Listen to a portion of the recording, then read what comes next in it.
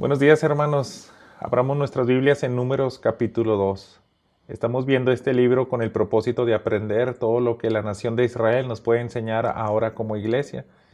Así que tal vez algunos se preguntarán por qué tenemos que estar leyendo libros de una nación de los cuales está registrado de hace 3500 años estos eventos. Todo esto que vemos en el libro narrado en el libro de Números fueron aproximadamente unos 1500 años antes de Cristo, pero hay muchas cosas que nos puede enseñar. Y en especial a nosotros como iglesia, pues sabemos que toda la escritura es inspirada por Dios, útil para enseñar. Y nos va a enseñar, hermanos, que en esta vida, en este andar del cristiano, tenemos muchas situaciones en las cuales son similares a atravesar un desierto y debemos de cuidar nuestras actitudes, debemos de salir con una fe refinada y por eso estamos estudiando Números. Ahora en el capítulo 2 yo quiero que consideremos lo siguiente. Hay un propósito en este libro en lo cual nosotros en el Pentateuco, Moisés dijo lo siguiente. Si nosotros nos vamos a Deuteronomio 8, capítulo 2, versículo 2, encontramos un propósito que dijo Dios: te acordarás de todo el camino por donde te ha traído Jehová tu Dios estos 40 años en el desierto, para afligirte, para probarte, para saber lo que había en tu corazón, si habías de guardar o no sus mandamientos. Este era el propósito de lo que Dios quería para la nación de Israel. Ustedes van a estar durante 40 años y yo quiero ver si en realidad me aman. Quiero ver si me van a obedecer, si van a confiar en mí. Yo los voy a humillar para que ustedes aprendan a apreciar al Dios que los rescató de Egipto. Entonces, hermanos, tenemos este mismo paralelo. El pueblo de Israel fueron liberados de la esclavitud de Egipto y van camino hacia la tierra prometida. Y eso mismo ocurre con la iglesia. Nosotros, hermanos, hemos sido liberados de nuestro pecado y vamos hacia la gloria. Por eso estamos aprendiendo de estas lecciones del libro de Números, para que también Dios pruebe nuestro corazón, y lo está haciendo en estos días difíciles.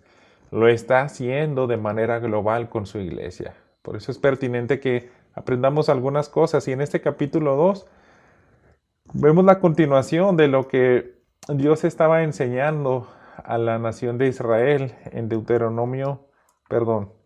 en Números capítulo 1.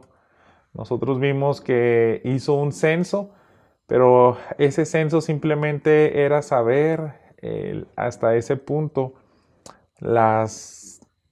el total de las tribus con los cuales contarían los hombres dispuestos a guerra.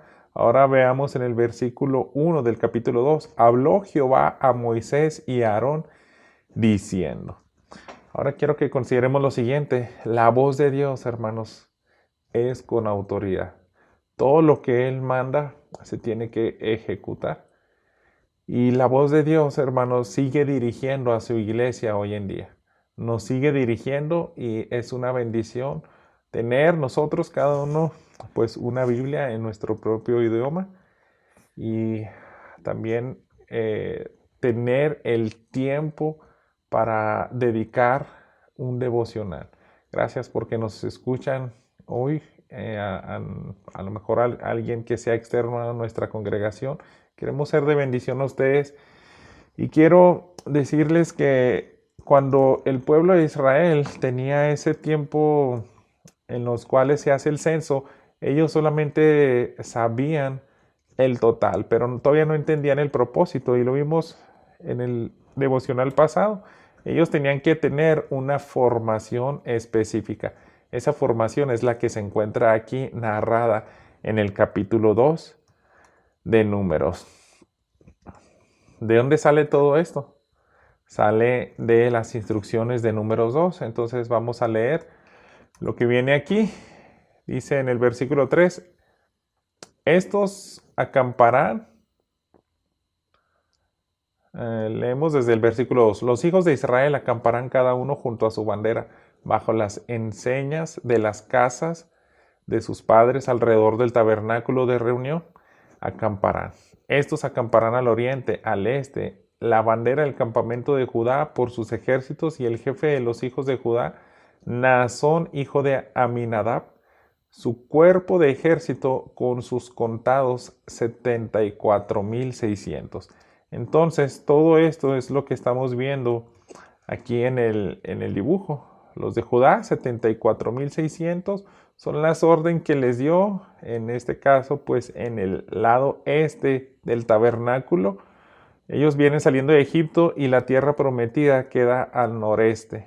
Entonces, hacia ese lugar tenían que andar originalmente, pero conocemos que ellos fueron rodeando en el desierto. Y si nosotros leemos todo el resto del capítulo 2, vamos a estar viendo que cada una de esas instrucciones las está dando por tribu. La tribu de Zabulón, ahí va su líder con todo su ejército, 57,400, y así va describiendo todo este capítulo que se trata de Números 2. Y lo que vamos a ver, hermanos, es que ya vimos que tenemos un Dios que tiene una voz de autoridad y que quiere probar a sus hijos su obediencia, y esto debemos de considerarlo nosotros también. Quiero hacer un paralelo ahora sí a la iglesia hoy en día y también quedarnos algo nosotros. Y cuando nosotros vamos a la palabra de Dios, encontramos muchos mandamientos también para su iglesia, en los cuales debemos de someternos porque es la misma voz de Dios. Estamos siendo probados en muchas cuestiones, debemos de permanecer en el cuerpo local de la iglesia, mm, debemos de exponernos a las enseñanzas de la palabra de Dios y hacer una serie de acciones que Dios mandó a la iglesia. Fíjate lo que quiero que consideremos en la siguiente diapositiva. Esta es una lista de lo que debemos de hacer unos por otros estando en el cuerpo de Cristo. Dice en Marcos 9:50, estén en paz los unos con los otros. A lo mejor ahorita se te hace tedioso estar leyendo todo lo que es las genealogías, los números totales. Por eso es un libro algo tedioso leer números y se te hace algo muy repetitivo. Pero si nosotros unimos todas las citas bíblicas de las cuales tenemos registrados mandamientos para la iglesia que debemos de ministrarnos unos a otros, sería una lista más o menos así. Esta lista, si te fijas, no es nada pequeña y no termina aquí. Él nos está diciendo, ámense unos a otros, dense preferencias unos a otros, sean afectuosos, no juzguen, no nos juzguemos unos a otros, salúdense unos a otros, tengan el mismo cuidado unos por otros. Y esa lista no termina. Aquí hay otros 20 más mandamientos de ese tipo. Sírvanse unos a otros, no nos hagamos vanagloriosos, sean amables, perdónense unos a otros, así como también Dios los perdonó en Cristo, y tiene muchas más mandamientos, los cuales haciendo cada uno de nosotros estos mandatos vamos a glorificar a Dios. Viene, no se quejen unos contra otros para que no sean juzgados. Ya el juez está a la puerta. No hablen mal los unos a los otros, sean fervientes en su amor los unos por los otros. Y se fijan, cada una de estas cosas glorifica al Padre. Lo que vamos a ver es que de esa manera Dios se honra, Dios se glorifica y su iglesia, su cuerpo crece. Estamos en este momento difícil y Dios sigue hablando. Yo no sé si habías pensado, si fuéramos un israelita y estamos en una tribu donde pues me tocó estar en el lado oeste o en el lado norte, y de repente en invierno ahí es donde viene la dirección del aire frío, y digo, ¿por qué? ¿Por qué me tocó estar en este lado del campamento? ¿Por qué tan lejos del tabernáculo? ¿Por qué no al principio cuando vamos caminando? Entonces pudiera el pueblo de Israel haberse quejado de eso, sin duda. Pero los mandamientos, hermanos, lo habíamos visto en el devocional pasado, tienen un propósito. Ese propósito es que Dios nos mantiene protegidos. El estar obedeciendo lo que Él establece va a hacer que nos cuidemos unos a los otros y también veamos la gloria de Dios en su pueblo, así como veíamos en esta otra imagen. Se ve muy bonito, muy ordenado ese campamento, el que hizo esa pintura.